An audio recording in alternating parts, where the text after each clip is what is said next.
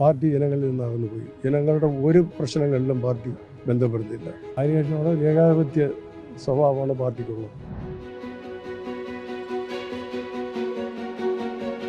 പ്രതിപക്ഷ നേതാവ് മാറണം, പിന്നെ എം.വി. ഗോവിന്ദൻ സംസ്ഥാന സെക്രട്ടറി, ഇവർ രണ്ടുപേരും മാറിയല്ലാതെ ഈ പാർട്ടി രക്ഷപ്പെടില്ല. ഇപ്പോൾ ഒരു കള്ളക്കടത്തുകാരെയും അഴിമതിയും കൊള്ളക്കാരുടെ ഒരു കൂടാരമായി മാറിയിരിക്കുകയാണ് CPM.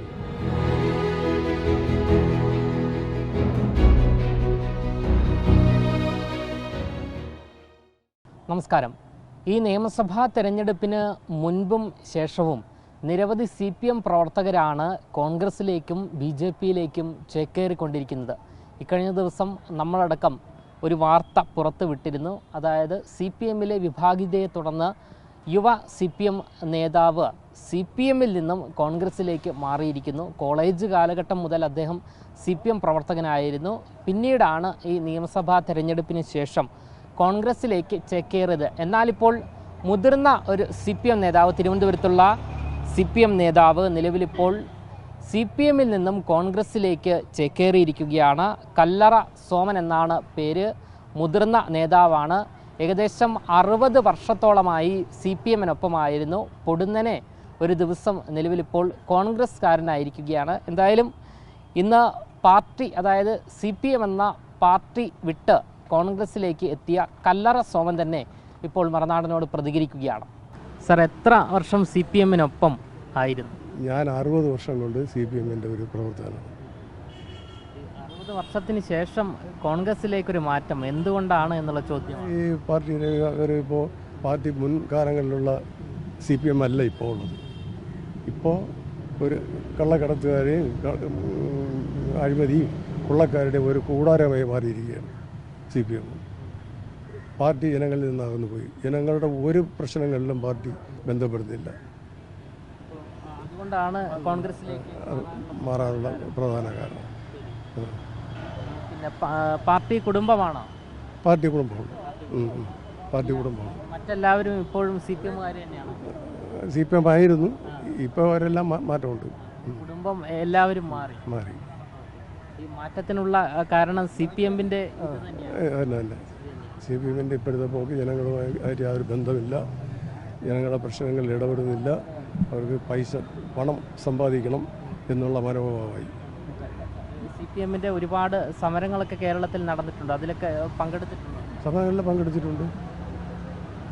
പിന്നെ കുറച്ചിപ്പോൾ ഒരു 5 വർഷത്തോളം ഞാൻ ഇപ്പോൾ ആക്റ്റീവ് അല്ല. കാരണം എനിക്ക് മുട്ട് സുഖമില്ലായി 2 മുട്ട് മാറ്റി വെച്ച്.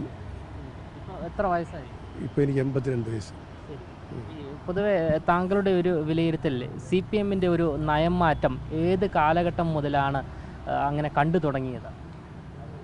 നയം മാറ്റം ഒരു 10 വർഷമാവും. അതായത് പിണറായി വിജയൻ മുഖ്യമന്ത്രി ആയതിനു ശേഷമാണ്. അതിനുശേഷമാണ് ഏകാധിപത്യ സ്വഭാവമാണ് പാർട്ടിക്കുള്ളത്. പാർട്ടിയിൽ നിന്നും എന്തെങ്കിലും മറക്കാൻ കഴിയാത്ത അനുഭവങ്ങളോ അത്തരത്തിൽ എന്തെങ്കിലും ഉണ്ടായിട്ടുണ്ടോ? മറക്കാൻ മേത്ത അനുഭവങ്ങളൊക്കെ ഒരുപാടുണ്ട്. അതിപ്പോൾ ഒന്നും പറയുന്നില്ല. ഓർത്തെടുക്കാൻ ഇല്ല, ഏതൊന്നും ഇല്ല. സമരങ്ങളിൽ പങ്കെടുത്ത് അറസ്റ്റൊക്കെ വലിച്ചിട്ടുണ്ട്. പെട്ടെന്നൊരു മാറ്റം സാധ്യമാണെന്നുള്ളതാണ് മാനസികമായി തന്നെ. മാനസികമായി എനിക്ക് മാറണം എന്നുള്ളൊരു ഉറച്ച തീരുമാനം. പദവികൾ വഹിച്ചിരുന്നോ പാർട്ടി? ബ്രാഞ്ച് സെക്രട്ടറി ആയിരുന്നിട്ടുണ്ട്. പാർട്ടിയുടെ നിലവിലുള്ള നിലപാടും നയങ്ങളെല്ലാം തന്നെയാണ് പ്രശ്നമായി താങ്കൾ പറഞ്ഞിരിക്കുന്നത്. എന്തൊക്കെ മാറ്റമാണ് ഇനി CPMൽ വരേണ്ടത്? അല്ലെങ്കിൽ CPM ഈ കേരളത്തിൽ തന്നെ ഇനി ക്ഷയിച്ചു പോകുന്ന അവസ്ഥയിലേക്ക് കാര്യങ്ങൾ എത്തിച്ചേരുമല്ലോ. എന്തൊക്കെ മാറ്റങ്ങളാണ് ഇനി വരുത്തേണ്ടത് എന്നുള്ളതാണ് താങ്കൾ? മാറ്റങ്ങൾ വരുത്തേണ്ടത് പ്രധാനമായിട്ടും പ്രതിപക്ഷ നേതാവ് മാറണം, പിന്നെ എം.വി. ഗോവിന്ദനും സംസ്ഥാന സെക്രട്ടറി, ഇവർ രണ്ടുപേരും മാറിയല്ലാതെ ഈ പാർട്ടി രക്ഷപ്പെടില്ല. നല്ല നേതാക്കളില്ല. നല്ല നേതാക്കളില്ല. അവർക്ക് ബന്ധുക്കളെ നന്നാക്കുക എന്നുള്ള ഒറ്റ ബുദ്ധിയുണ്ട്. മക്കൾ, മരുമക്കൾ, ഭാര്യ, അവരെല്ലാം അധികാരത്തിൽ കൊണ്ടുവരണം.